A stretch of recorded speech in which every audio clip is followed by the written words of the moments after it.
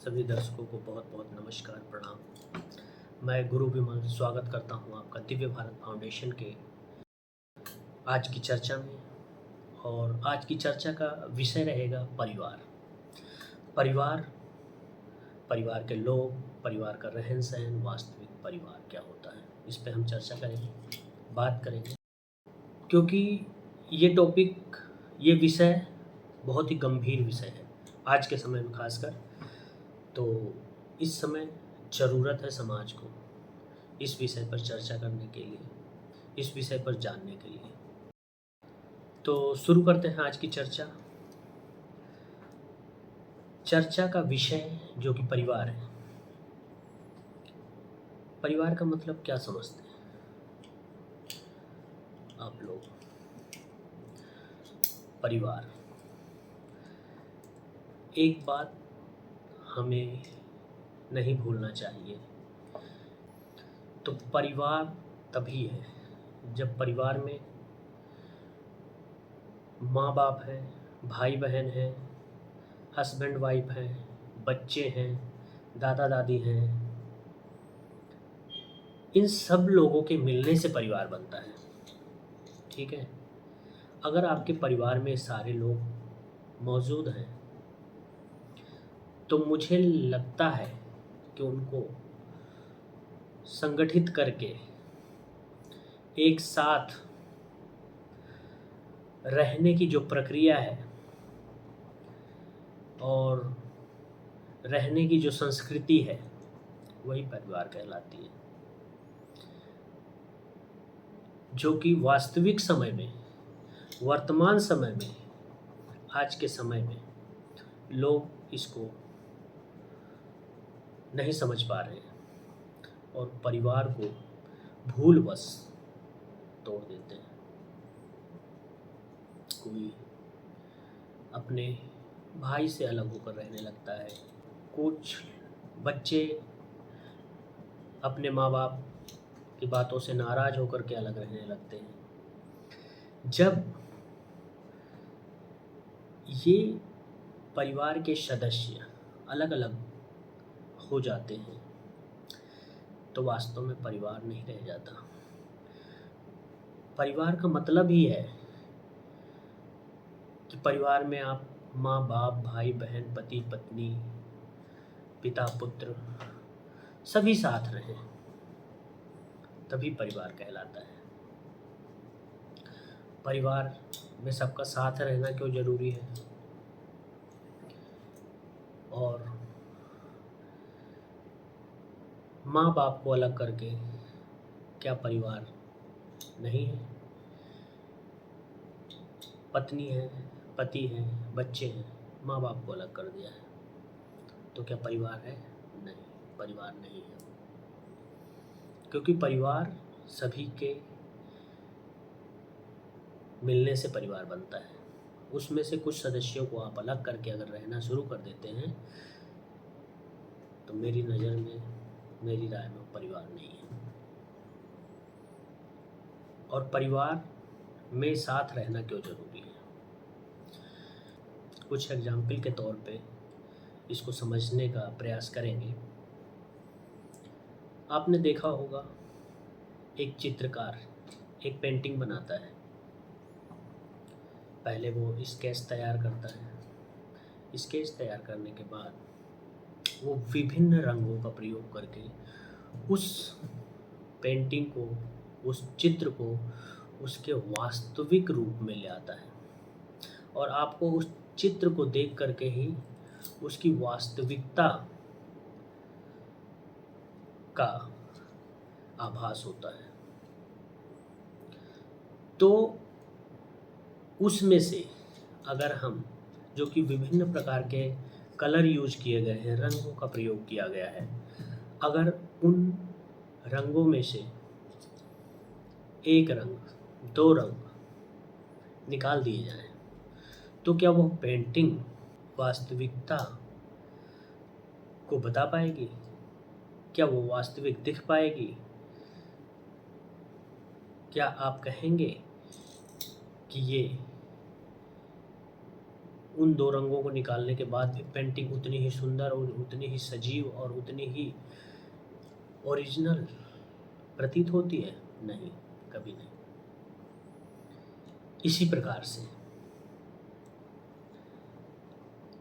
Painting तो वो रहेगी, पेंटिंग तो वो रहेगी, इसमें कोई शक नहीं, लेकिन जो वास्तविकता है उसकी वो नहीं रहेगी। वास्तविकता कभी नहीं रहेगी। एक दूसरे एग्जाम्पल से समझेंगे कि हम सब्जी बनाते हैं, सब्जी में विभिन्न प्रकार के मसालों का प्रयोग करते हैं, उसकी एक बनाने की प्रक्रिया का पूरा ध्यान में रख करके करते हैं। अब सब्जी में सब कुछ हमने डाल दिया, सारे मसालों का प्रयोग कर दिया, अब उसमें अगर हम नमक ना डालें कैसा लगेगा? बताइए, स्वाद आएगा? आपने सब कुछ डाला, नमक नहीं डाला, बताइए। चलिए, नमक भी डाल दिया, हमने उसमें हल्दी नहीं डाली, अब बताइए वो कैसे दिखेगी?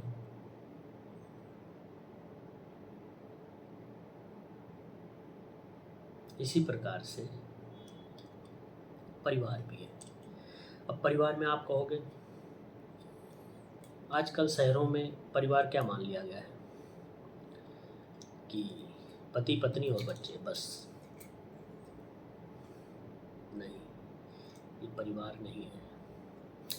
जिस प्रकार से सब्जी में अगर हम नमक नहीं डालते, सिर्फ एक चीज़ नमक नहीं डालते ना, पूरी सब्जी खराब हो जाती है, सब्जी सब्जी नहीं रह जाती है। जिस प्रकार से हम दो रंगों को, एक रंग को निकालने के बाद पेंटिंग की वास्तविकता को ख़त्म कर देते हैं, समाप्त कर देते हैं, उसी प्रकार से परिवार से हम एक दो मेंबर को अलग करके परिवार को समाप्त कर देते हैं, वो परिवार नहीं रह जाता है। तो इसीलिए मेरा कहना है कि जो हमारी भारतीय संस्कृति है, पुरानी संस्कृति है, उसको बरकरार रखने के लिए हमें परिवार बरकरार रखना पड़ेगा। अगर हमें अपनी संस्कृति प्यारी है, भारतीय संस्कृति प्यारी है, तो उसको बचाना है। अगर उसको बचाना है तो उसको बचाने का सबसे पहला स्टेप है कि आप परिवार को मत बिखरने दीजिए और परिवार एक साथ रहे। हाँ, लेकिन परिवार के साथ रहना बहुत बड़ी बात है। आज के समय में पिता पुत्र की नहीं सुनता, पुत्र पिता की नहीं सुनता, और भाई बहन की नहीं सुनते, बहन भाई की नहीं सुनता, पति पत्नी की नहीं सुनता, पत्नी पति की नहीं सुनता। ये सबसे बड़ा कारण है। तो ये क्यों हो रहा है? ऐसा क्यों है? ऐसा इसलिए है क्योंकि सभी लोग जो है अपने आप को श्रेष्ठ मानने लगे हैं। श्रेष्ठ। पहले आपको याद होगा कि हमारे भारतीय संस्कृति में बड़ों का, छोटों का एक लिहाज, एक आदर की भावना होती थी। अगर हमसे बड़ा बुजुर्ग या बड़ा भाई ही हमारा हमें कुछ बोल देता है तो हम बुरा नहीं मानते थे। क्यों? क्योंकि वो हमारा बड़ा भाई है, हम मानते थे, और हम मानते थे कि हम उनसे छोटे हैं, वो हमसे बड़े हैं, इसलिए हमारे लिए वो सही ही कहेंगे, गलत नहीं सोचेंगे। इसी प्रकार से मेरे को याद है, छोटे छोटे थे हम,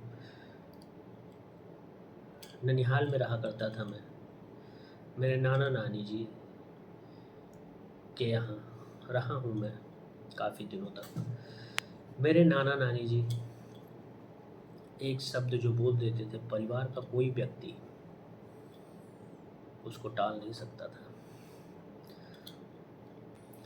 नाना नानी जी को कभी जवाब नहीं दे सकते थे और उनके हिसाब से ही चलना पड़ता था और चलते भी थे।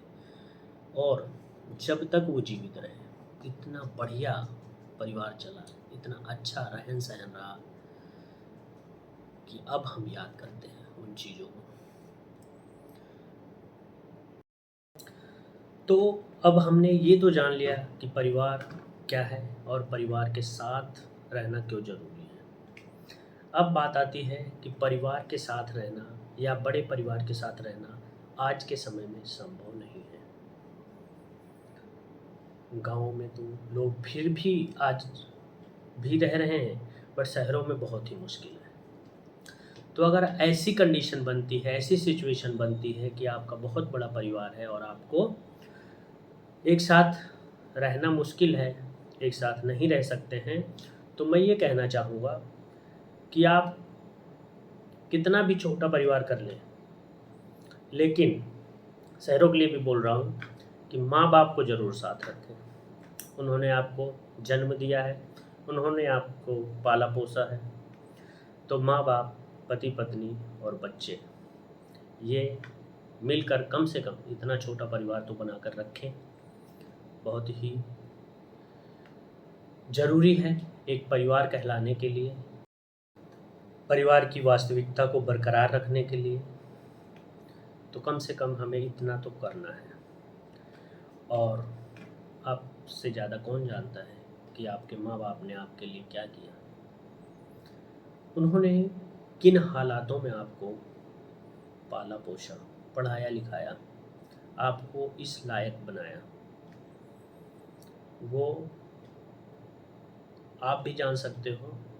और आपके माता पिता से बेहतर तो कौन ही जानेगा जिन्होंने किया।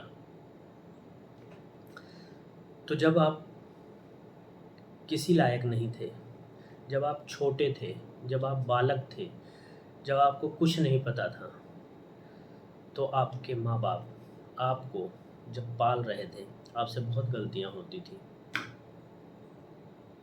वो हमेशा वो गुस्सा नहीं करते थे। याद है जब आप छोटे थे, गोदी में खिलाते हुए आप सुसु पोटी कर देते थे, तो क्या वो नाराज़ होते थे माँ बाप? तब भी वो दुलारी करते थे आपको, और कितने प्यार से आपकी सफाई करते थे, कपड़े चेंज करते थे, कितना लाड दुलार करते थे। तो यही समझना है कि बुढ़ापे में जब माँ बाप का शरीर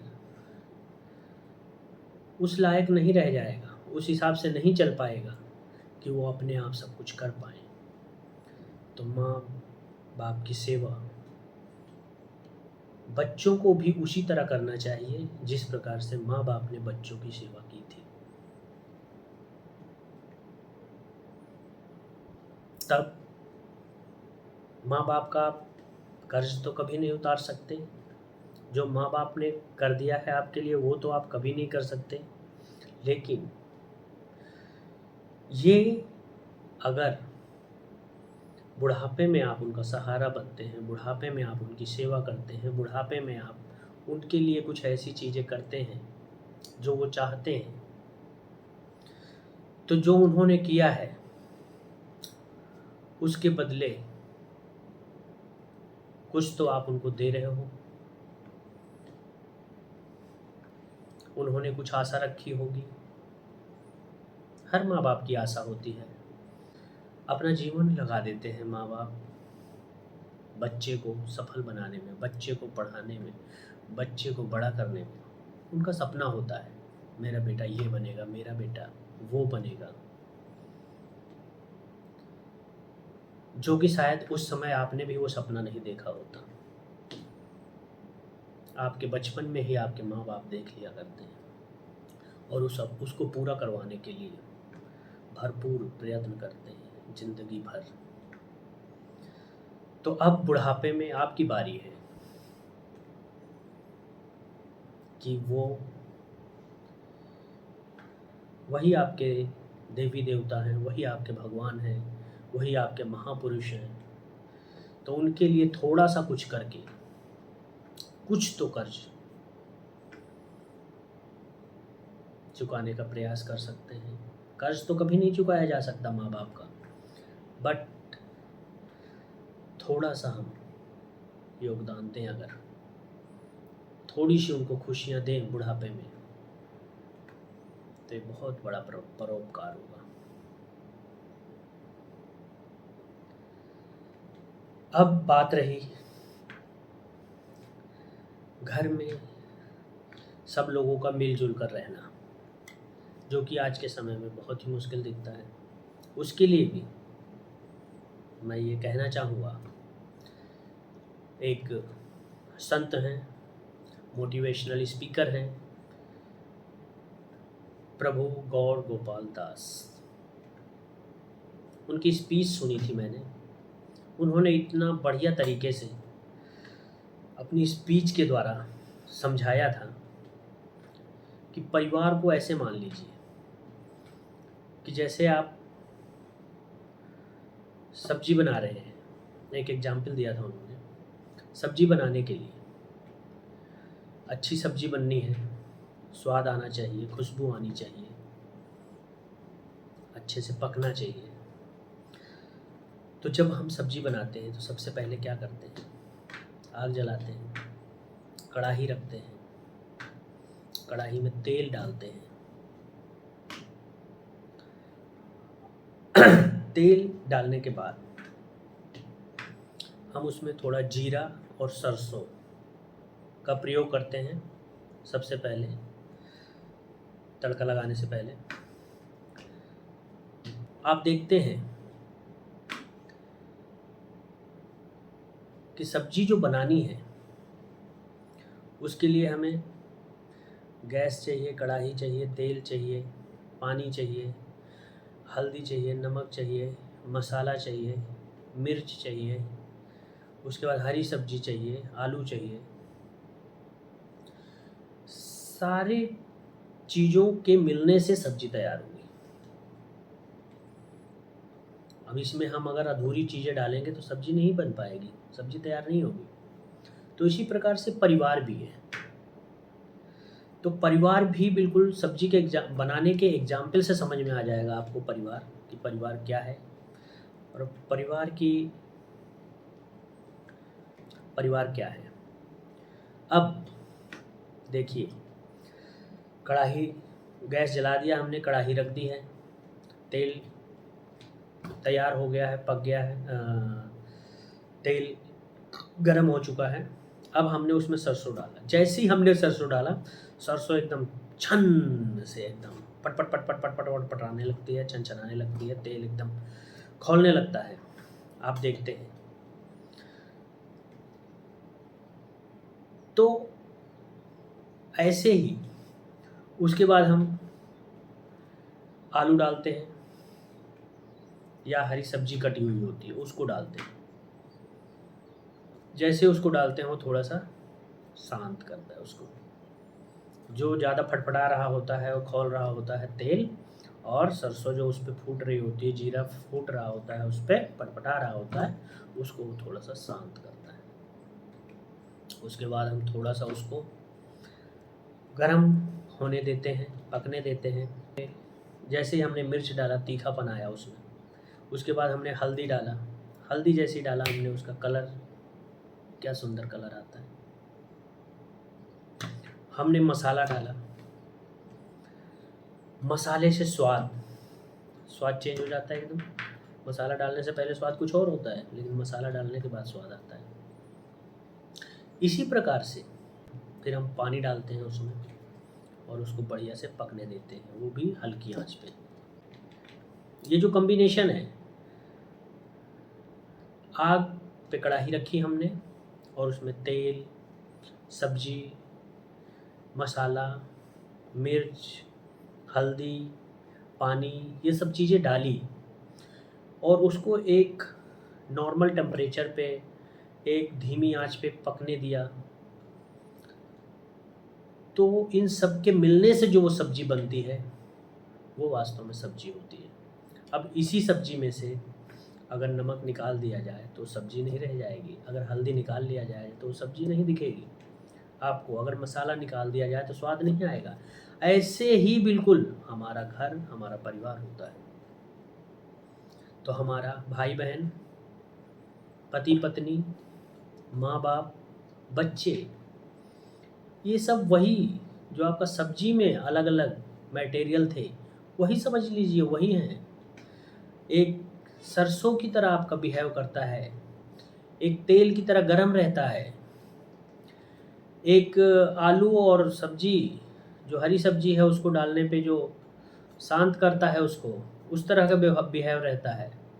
एक का बिहेव बिल्कुल तीखी लाल मिर्च की तरह रहता है, हरी मिर्च की तरह रहता है, तीखा एकदम, बोलेगा तो एकदम कड़वा, पहले बोलेगा नहीं, बोलेगा एकदम कड़वा। तो आपको समझना है वो परिवार का हिस्सा है। अगर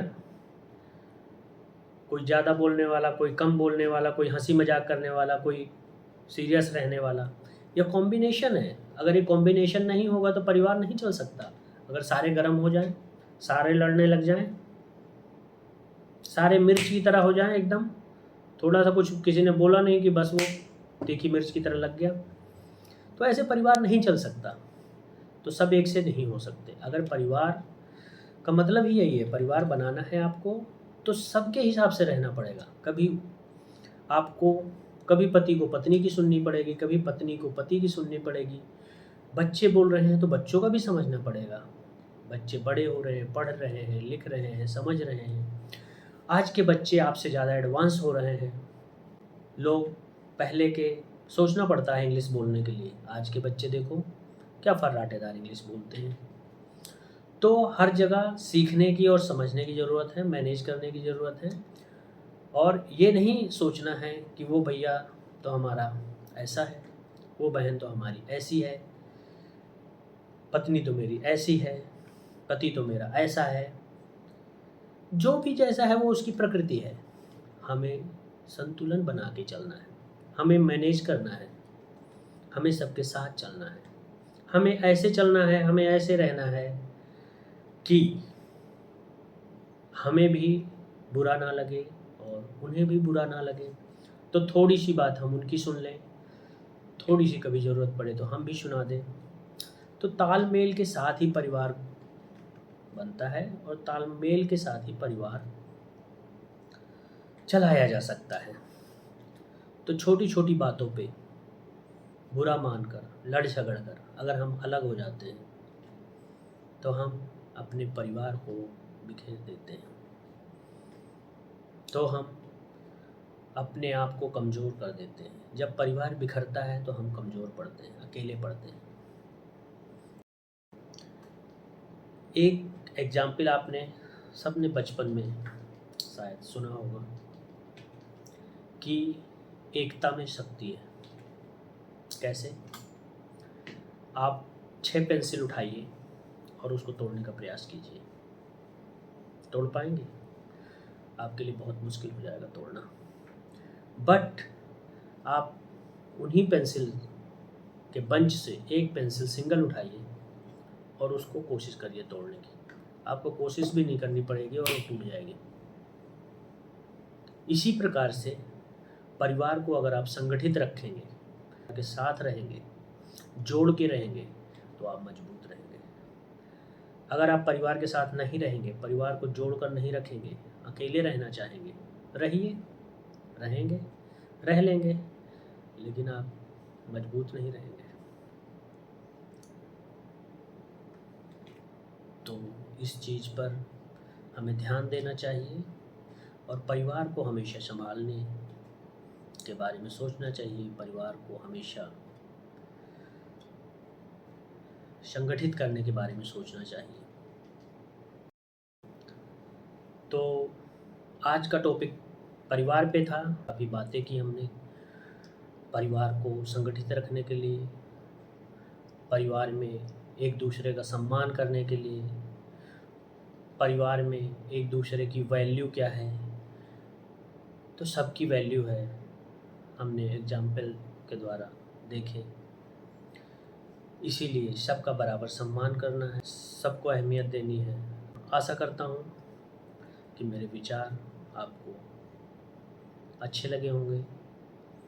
अगर मेरे विचार अच्छे लगे और इस टाइप की वीडियो चाहते हैं कि मैं बनाता रहूं, तो इस चैनल को लाइक, सब्सक्राइब और शेयर करिए, जिससे कि इस तरह की वीडियो आपके पास आती रहें।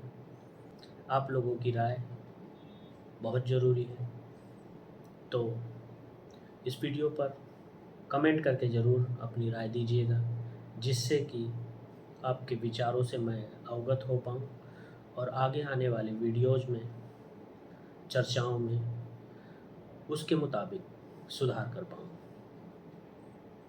तो आज की चर्चा बस यहीं तक थी, तो लेते हैं अलविदा और मिलते हैं फिर अगले चर्चा में, अगले विषय पर। नमस्कार।